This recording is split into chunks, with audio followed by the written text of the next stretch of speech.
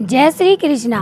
इस संसार में जो कुछ भी हमें दिखाई देता है, पर्वत, नदियाँ, जीव जंतु, मनुष्य, यह सब एक चक्र का हिस्सा है। एक ऐसा चक्र जो अनंत काल से चल रहा है। कभी यह सृष्टि प्रकट होती है तो कभी लीन हो जाती है। लेकिन यह आपने कभी सोचा है यह सब कैसे और कब होता है? भगवान श्री कृष्ण अर्जुन को जीवन और मृत्यु से परे की रहस्यमय बातों को उजागर करते हुए बताते हैं कि यह संपूर्ण सृष्टि किस प्रकार प्रकट होती है और किस प्रकार विलीन हो जाती है।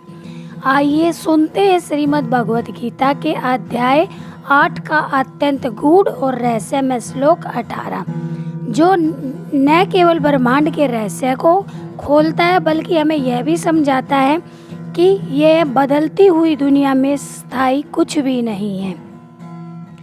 अव्यक्ताद् व्यक्तय सर्वा प्रभाव अन्ते अहर अगमे रात्रे अगमे प्रलीयन्ते तत्रैव अव्यक्त समझाना के। जब ब्रह्म का दिन प्रारंभ होता है तब सभी जीव अदृश्य सूक्ष्म रूप से प्रकट होते हैं, और जब ब्रह्म की रात आती है तब वे सभी फिर से सूक्ष्म रूप में विलीन हो जाते हैं। अर्थात जब ब्रह्म का दिन आरंभ होता है तो सभी जीव प्रकट हो जाते हैं और संसार का निर्माण होता है। जब ब्रह्म की रात आती है तब यह संपूर्ण सृष्टि पुनः विलीन हो जाती है। अर्थात संसार नश्वर है और समय के अनुसार इसका निर्माण और संहार होता रहता है। इस श्लोक को हम एक कहानी के द्वारा अच्छे से समझ सकते हैं, जिससे हमें इस श्लोक का गहन अध्ययन करने को मिलेगा। एक दिन की सृष्टि। गांव के एक कोने में बूढ़ा कुमार रहता था। उसका नाम था रामू। उसकी उम्र 80 के पार थी, लेकिन उसकी आंखों में अब भी जीवन का तेज था।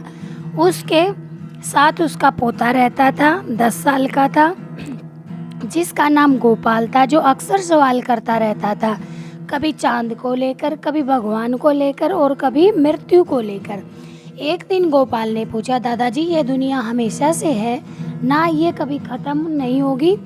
रामू काका मुस्कुराए। उस समय वे मिट्टी के बर्तन बना रहे थे। उन्होंने एक गीली मिट्टी उठाई और गोपाल से कहा, बेटा ये देखो ये क्या है? गोपाल ने बोला, मिट्टी। रामू काका बोले, और ये क्या बन रहा है? गोपाल ने बड़े उत्साह से कहा, घड़ा। रामू ने घड़ा बनाकर उसे धूप में रख दिया। फिर बोले, कुछ दिन बाद ये घड़ा टूट जाएगा या फिर किसी दिन फूट जाएगा। फिर मैं इस मिट्टी को फिर से गूंथूंगा और नया बर्तन बनाऊंगा। गोपाल थोड़ा सोच में पड़ गया। तब रामू काका ने कहा, ठीक इसी तरह भगवान की बनाई यह सृष्टि भी है।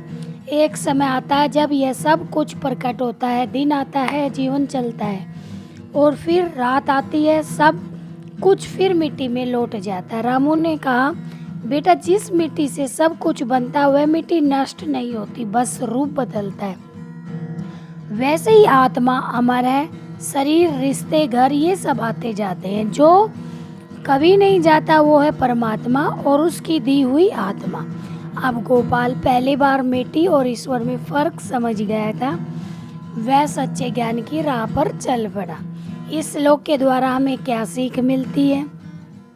स्थायी सुख की खोज में हमें संसार में परमात्मा की शरण में जाना चाहिए। संसार में नहीं बल्कि परमात्मा की शरण में जाना चाहिए। जो समय हमें मिला है उसे आत्मोन्नति, ज्ञान और भक्ति में लगाना चाहिए।